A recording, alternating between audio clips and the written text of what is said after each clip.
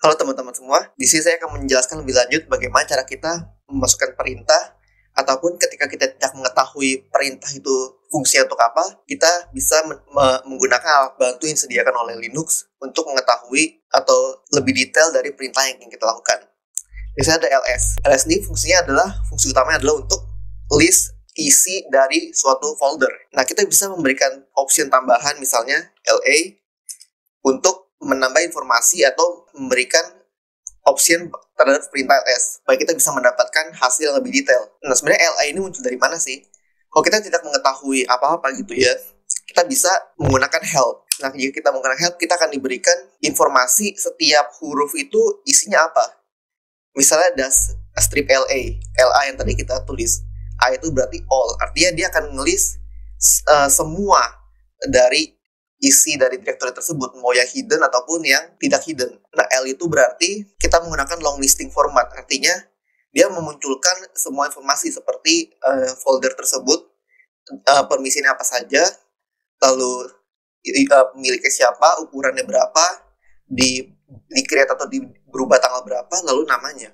Nah, selain itu kita bisa juga menggunakan alat bantu seperti suatu website di internet yang namanya Exponential. Nah, Exponential ini dia akan membantu kita untuk mengetahui misalnya ls-la ini dia tuh ngapain sih, gitu ya. Artinya adalah L itu menggunakan long listing format, A itu artinya all, berarti semua file termasuk yang hidden maupun yang normal. Nah, list ini merupakan untuk memunculkan isi dari suatu direktori atau folder.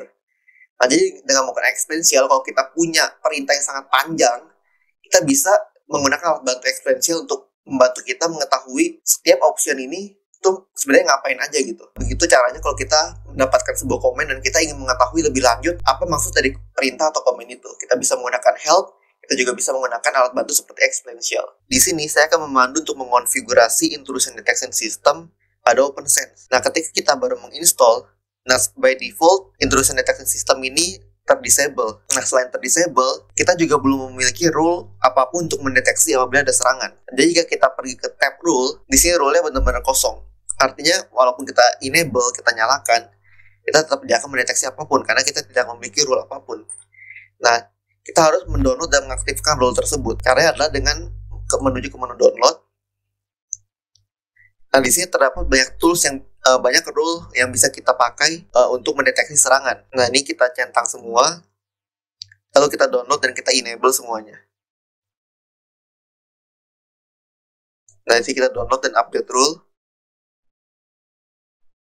Nah, ketika kita menekan tombol ini, kita akan mendownload semua rule yang ada di halaman ini. Nah, di sini kita tunggu sampai proses download dan update rule-nya selesai. Nah, di halaman download ini yang pertama kita harus lakukan untuk menambahkan rule adalah kita harus mengenable dulu rule yang kita ingin pakai. Nah, di sini rule yang penting itu rule yang berasal dari etopen atau emerging threat. Jadi di sini kita filter untuk rule etopen.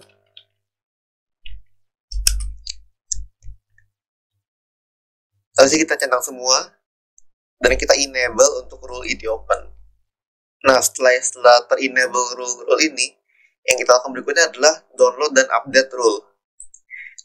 Nah, di sini dia akan mendownload dan mengupdate rule-rule yang telah kita aktifkan. Sehingga dari rule yang tadi kita lihat kosong, dia akan mendownload semua sesuai yang di-enable, sehingga rule-nya menjadi terupdate. Dan kita bisa pakai untuk mendeteksi penyerangan yang dilakukan terhadap internal network. Nah, di sini rule-nya sudah kita download dan update. Jadi setelah ini ketika kita melihat ke tab rule tadi, di sini sudah akan ada rule-rule yang barusan kita aktifkan. Setelah rule ini sudah aktif dan ada, kita akan mengaktifkan intrusion detection system pada menu setting. Lalu kita enable untuk intrusion detection systemnya. Nah, setelah itu kita tekan apply. Nah, setelah kita tekan apply, maka setiap paket yang menuju ke internal network dari external network itu akan dicek oleh OpenSense ini.